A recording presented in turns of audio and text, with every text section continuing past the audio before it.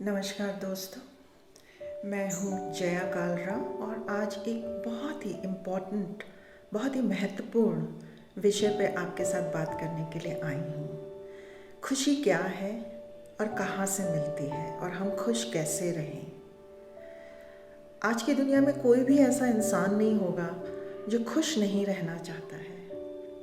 हर इंसान को खुशी चाहिए, पर हम समझ नहीं पाते कि खुशी क्या है।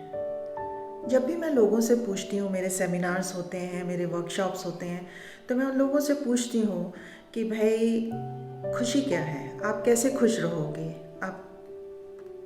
आपके हिसाब से खुशी क्या है। तो सबके अलग अलग जवाब होते हैं। कोई कहता है मुझे नौकरी मिल जाए, कोई कहता है मुझे प्रमोशन मिल जाए, किसी का होता है मेरे घर में बच्चा हो जाए, नई गाड़ी मिल जाए।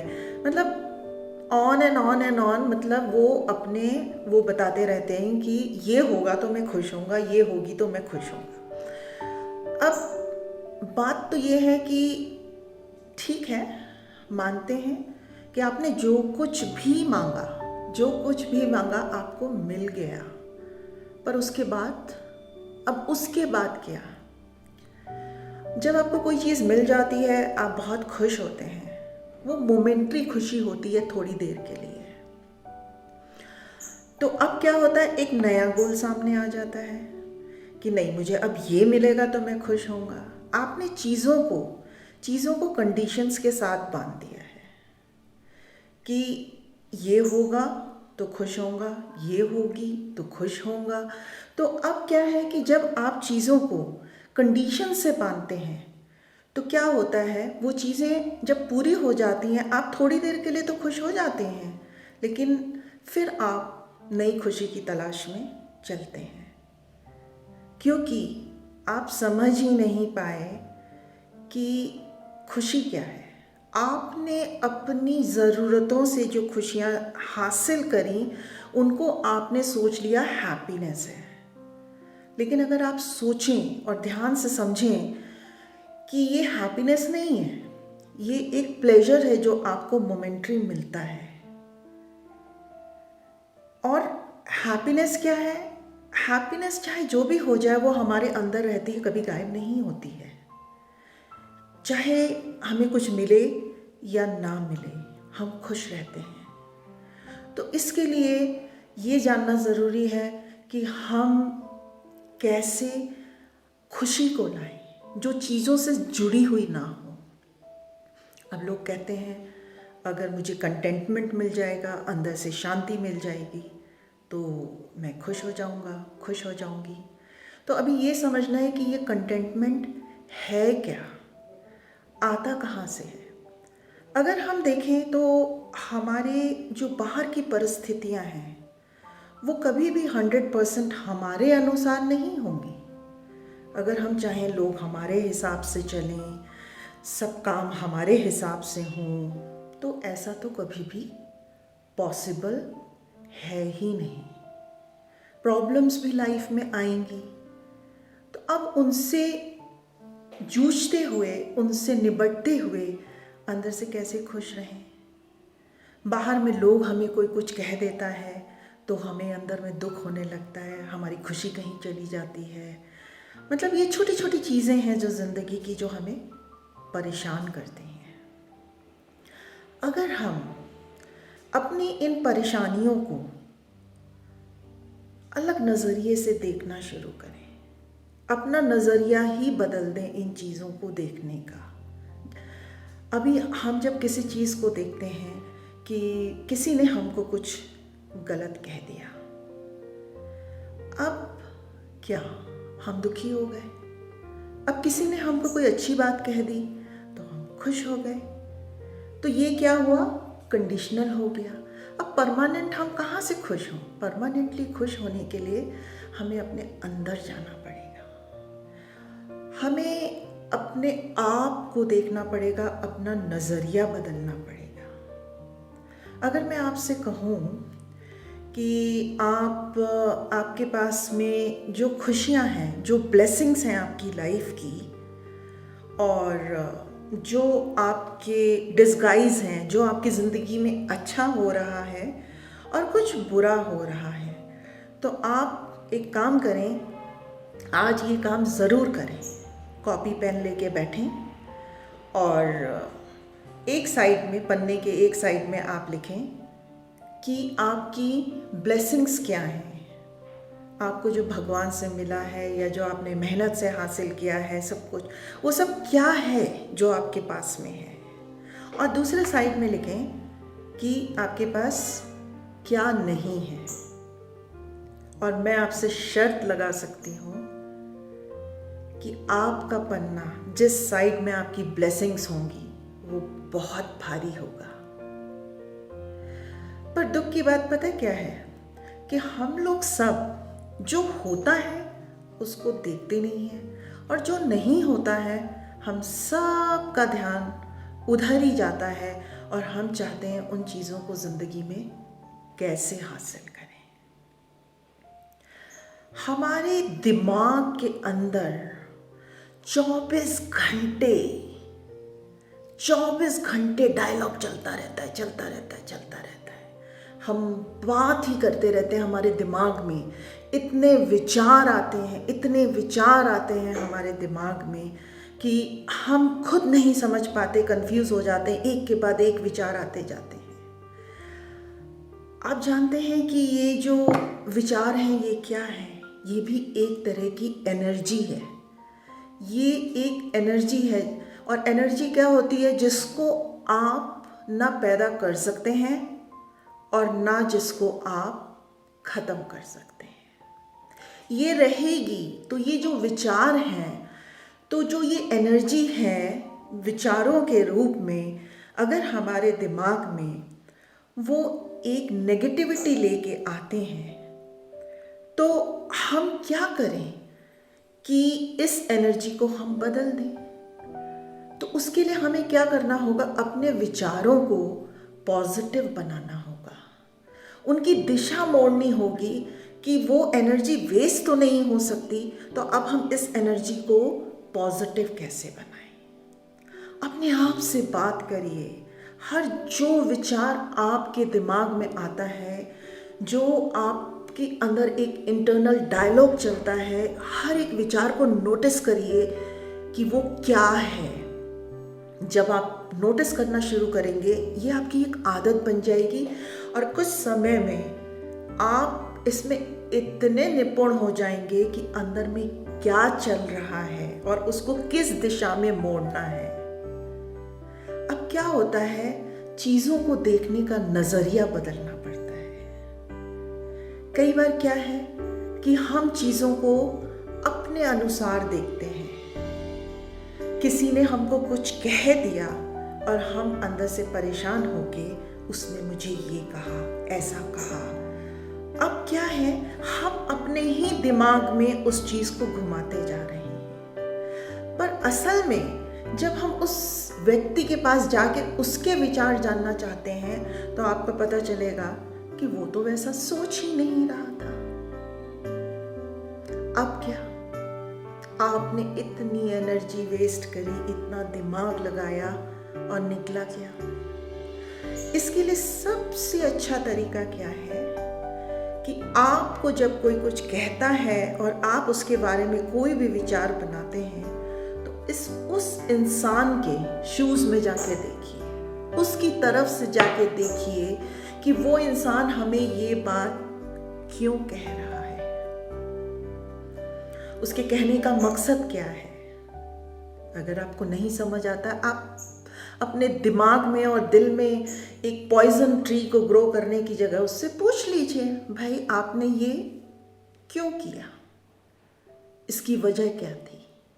और इंटरनल डायलॉग करने से एक और फ़ायदा होता है कि बाहर की दुनिया में हम जब चीज़ें होती हैं उनसे लड़ नहीं पाते हैं।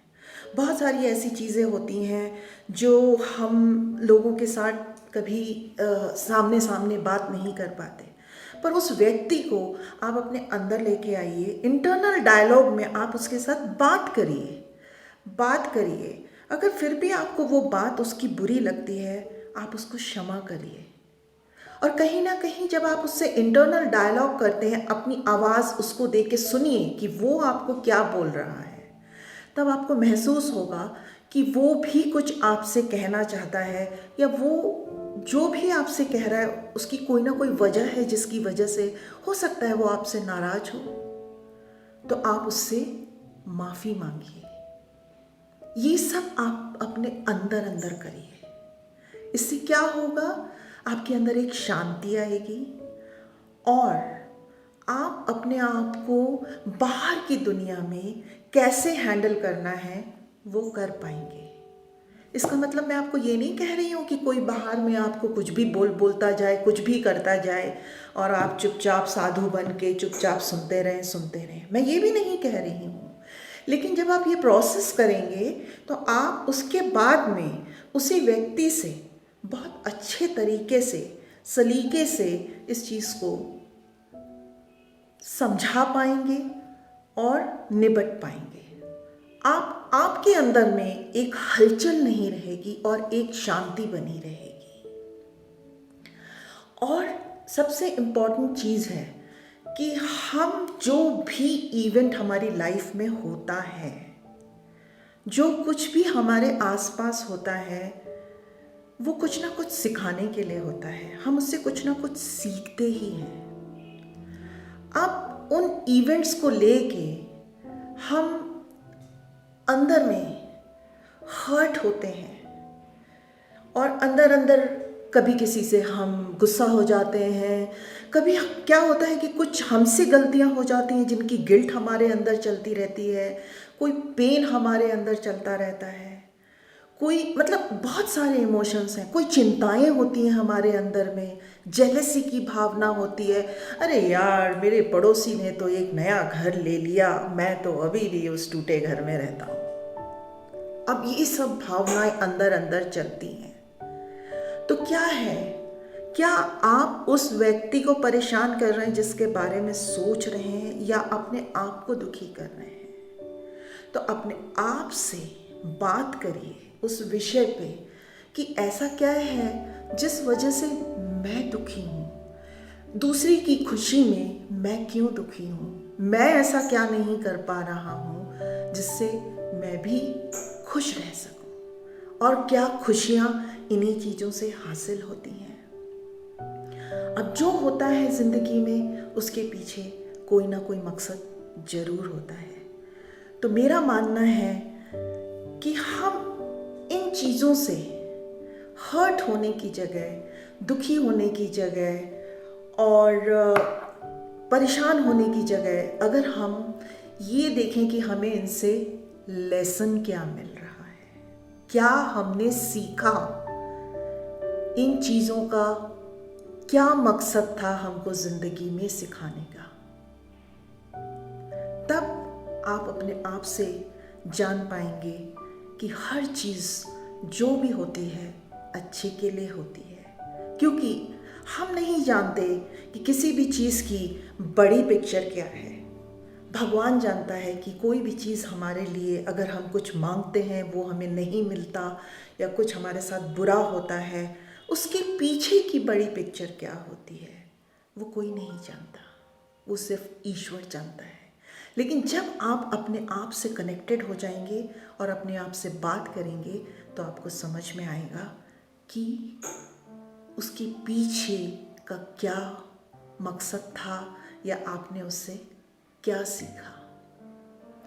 हम बहुत बार क्या होता है अपनी ज़िंदगी में खुश इसलिए भी नहीं होते क्योंकि हमें लगता है हम कुछ नहीं कर रहे हैं, हमारे गोल्स ही नहीं होते हैं, और गोल्स जो बनाते हैं वो इतने महत्वपूर्ण या रिलेवेंट नहीं होते हमारे लिए कि हम उनकी तरफ ध्यान दें।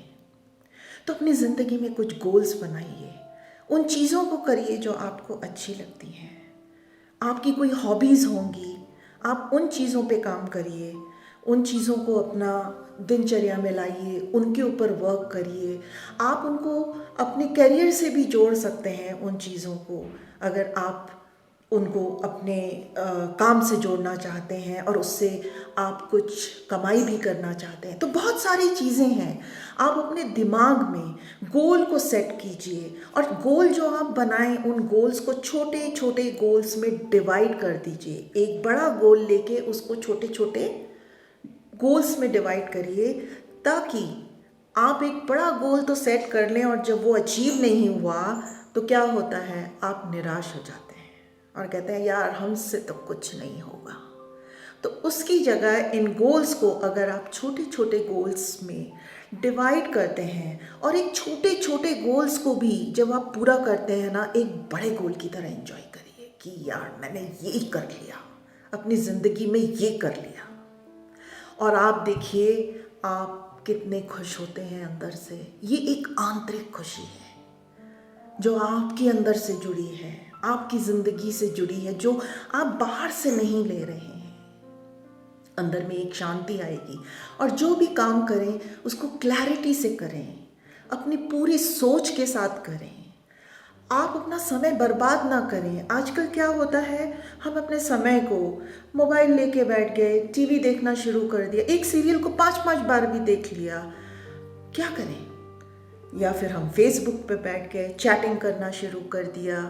अरे ये सारी चीज़ें हमारे लिए बनी हैं, अच्छे के लिए बनी हैं, ना कि हम उनका दुरुपयोग करें। अब क्या होता है, हम फेसबुक पे बैठ गए और बैठे बैठे हमें पता ही नहीं चला कब 2 से ढाई घंटा चला गया और हमें कोई महत्वपूर्ण काम करना था जो हमने किया ही नहीं। क्यों? क्योंकि हमने उसको इतना महत्वपूर्ण ही नहीं समझा। तो अपने गोल्स बनाइए, लाइफ में खुश रहना सीखिए और इतना खुश होइए, इतना हंसिए, पेट से हंसिए, पेट से हंसिए। दिखाने के लिए हंसिए मत, खुशी से हंसिए, छोटी छोटी चीज़ों में हंसिए, खुश रहिए।